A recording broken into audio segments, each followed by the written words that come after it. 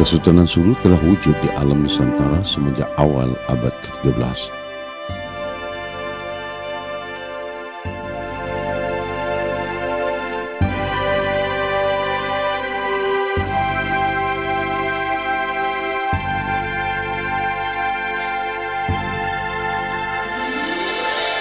Menguasai sebuah empayar maritim yang sangat luas meliputi Kepulauan Borneo, Mindanao, Luzon serta gugusan kepulauan di Pasifik dan Tanah Melayu. Hari ini Sultan Sulu masih lagi wujud, namun terdiri hanya Pulau Palawan, Pulau Basilan dan Tawi-Tawi yang kedudukannya terhimpit di antara Pulau Mindanao di sebelah utara, manakala Sabah di selatan. Atas berkat kepimpinan dan pandangan jauh pemerintah oleh Duli yang teramat mulia Datuk Muda Rasulullah Kiram Ibni Almarhum Sultan Muhammad Mahakota Kiram dengan dibantu barisan pentadbir yang amanah, Kerajaan Kesultanan Sulu akan kembali sekali lagi memainkan peranannya menjadi sebuah hub perdagangan di dalam Nusantara dalam era modernisasi hari ini. Sulu dengan kepadatan penduduknya lebih 4 juta umat mampu menawarkan banyak peluang-peluang pelaburan terutama di segi pembangunan infrastruktur, sektor pertanian, industri perikanan, pembangunan komunikasi dan perhubungan,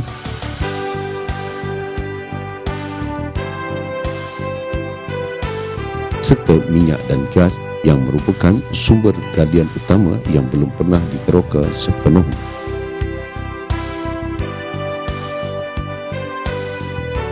Sulu juga menawarkan peluang pelaburan dalam sektor pelancongannya yang mana kehidupan etnik Tausug yang merupakan satu suku kaum Melayu yang kaya dengan khazanah kebudayaan tradisional yang sangat bernilai tinggi. Ibu kota Sulu, Jolo, akan mengalami satu transformasi berskala besar sesuai dengan taraf sebuah negara yang merdeka dan berdaulat dengan pusat pentadbiran negara iaitu Maibong Darul Jambangan akan dibangunkan bercirikan keislaman yang menjadi tonggak Kesultanan Sulu zaman berzaman. Pusat pentadbiran Maibong Darul Jambangan akan dibangunkan semula di atas tapak asal Astana yang telah rosak akibat ribut topan pada 29 April 1932. Projek yang akan dilaksanakan di kawasan seluas 1,000 hektar melibatkan pembinaan sebuah istana negara, bangunan pentadbiran, masjid negara, kawasan perumahan diraja, hospital, universiti, kompleks sukan, lapangan terbang dan pelabuhan serta lot-lot komersial.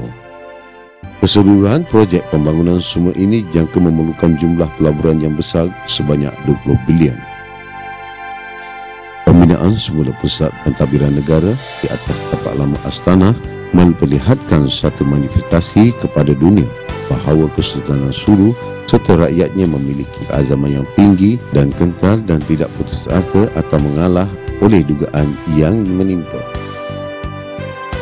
Untuk memacu pembangunan dan meraih kejayaan yang berterusan, Sulu tidak akan mampu berdiri bersendirian tanpa sokongan serta bantuan baik dari segi keuangan maupun idea oleh sahabat-sahabat yang berpandangan jauh. Hari ini, Sulu memerlukan lebih ramai rakan sahabat yang dapat bersama-sama merealisasikan Kesultanan Sulu yang merdeka dan berdaulat menuju dasawarsa yang lebih mencabar. Apa perlunya kita menuntut negara yang sudah maju, yang ada pembangunan, rakyatnya hidup makmur? Kenapa kita tidak pikir Sulu yang menderita, yang tidak ada air, tidak ada jalan raya? Kenapa tidak itu yang kita tidak pikir? Kenapa pula kita pikir Sabah? Karena Sabah sudah maju, jadi diorang mereka ambil kesempatan atas kemajuan Sabah. Sabah sebenarnya adalah milik Malaysia. Rata-rata tahu, dunia tahu bahwa Sabah adalah milik Malaysia. Iyalah kalau memang tidak dapat dinafikan bahawa Malaysia masih lagi membayar upeti kepada Kerajaan Sulu sebanyak 5,000 tidak dapat dinafikan. Saya memang kalau dia ditanya pun memang ada surat, ya. Memang Kerajaan Malaysia masih menyambung pembayaran session money itu sebanyak 5,300, iaitu kira-kira peso 73,000. Setahun dibayar kepada peguam kita di Jolo iaitu ulama ulkah. Beta ingin menyatakan di sini bahawa serangan terhadap Sabah oleh pengganas-pengganas daripada selatan Filipina, beta telah nyatakan 3 tahun yang lepas bahawa Sabah itu adalah milik Malaysia. mengikut Suruhanjaya Kabul pada tahun 1963 bahawa rakyat Sabah sendiri yang inginkan kemerdekaan melalui Malaysia. Di sini seharusnya kami daripada Kesultanan Sulu sangat-sangat berterima kasih kepada kerajaan Malaysia kerana dapat melindungi 2 kali bencana terhadap Sabah.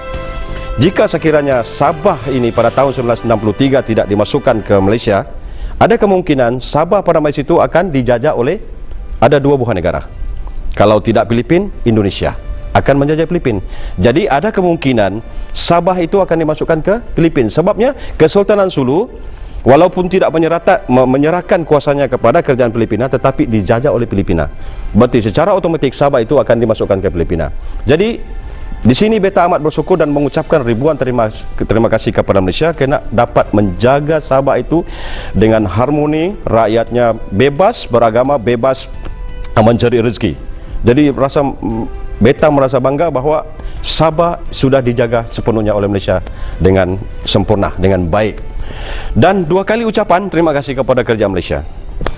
Pertama tadi menjaga Sabah daripada dijajah oleh negara-negara jiran. Yang kedua, ucapan terima kasih beta ialah serangan pengganas baru-baru ini, yang mana Malaysia sekali lagi berbuat bakti kepada negeri Sabah dan menjaga kedaulatan negeri Sabah daripada serangan pengganas. Seperti mana yang diketahui bahawa Kesultanan Sulu tidak terlibat di dalam serangan ini, bahawa Sultan itu, Kesultanan Sulu adalah pelindung dan mengasihi rakyat. Tidak ada satu sultan pun yang dalam dunia ini yang mengganas membunuh saudaranya sendiri. Tak mungkin. Sebab Kesultanan Sulu adalah golongan orang-orang yang kuat agama. Berarti bila orang-orang kuat yang bersuluk beragama ini, berarti dia mengasihi sesama sendiri, sesama insan Islam, terutama khasnya Islam. Jadi tak mungkin Kesultanan Sulu akan membunuh saudaranya sendiri. Malah Kesultanan Sulu itu jadi pelindung kepada rakyatnya sendiri, jadi payung kepada rakyatnya. Itu beta mengucapkan ribuan terima kasih kerana Malaysia bertindak dengan cara yang positif menangani masalah dan daripada pengganas daripada selatan Filipina ini, Abu Sayyaf ataupun daripada mana pihak yang mahu Sultan. Tetapi beta adalah anak dan putra mahkota Sultan Mahkota Kiram yang betul-betul diiktiraf pada tahun 1974 dan mempunyai executive order nombor di Buckingham Palace 724. That is my father royal order.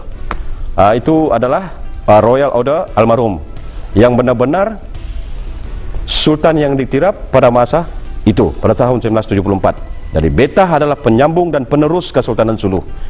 Yang lain-lain mahkota kesultanan tak ada komen. Tetapi yang haknya adalah sultan hanya satu saja, yaitu Sultan Mahkota Kiram yang sebagai diiktiraf, dan beta adalah putranya meneruskan perjuangan almarhum untuk memerdekakan Sulu.